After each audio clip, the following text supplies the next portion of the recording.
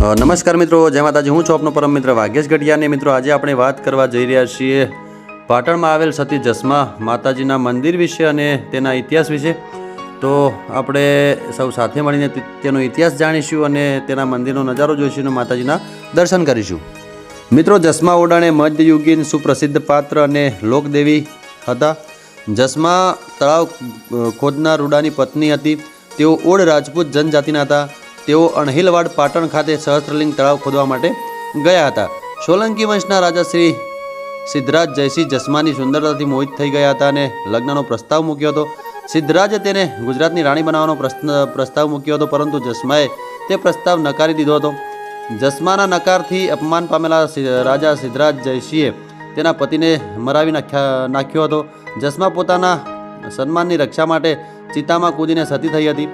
કિંવદંતી પ્રમાણે જસ્માના શ્રાપને કારણે સહસ્ત્રલિંગ તળાવ પાણી વગરનું રહ્યું હતું અને સિદ્ધરાજ જયસિંહ તેના સામ્રાજ્યના વારસદાર વિનાનો રહ્યો હતો। મિત્રો, જસ્મા દેવીના સન્માનમાં તેમને સમર્પિત જસ્મા દેવીનું મંદિર નિર્માણ ઓડ રાજપૂત જનજાતિએ 12મી સદીમાં કર્યું હતું। મિત્રો, આ મંદિર ગુજરાતના પાટણ ખાતે સહસ્ત્રલિંગ તળાવ નજીક આવેલું છે।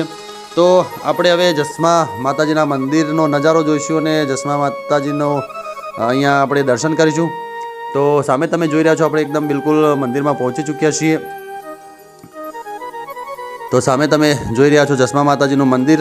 તો આવો સૌ સાથે મળીને અંદર જઈને માતાજીના દર્શન કરીએ। તો મિત્રો, આ સુંદર એની વાર્તા હતી। તો આવા જ સુંદર અને સરસ વિડીયો અમે તમને અમારી ચેનલમાં બતાવતા રહીશું। તો તમે અમારી ચેનલને લાઇક શેર અને સબસ્ક્રાઈબ કરજો અને અમારી ચેનલનું કામ તમને ગમે તો અમને ફૂલ સપોર્ટ કરજો અને કોમેન્ટમાં મિત્રો અમને જણાવશો કે અમારું કામ કેવું છે।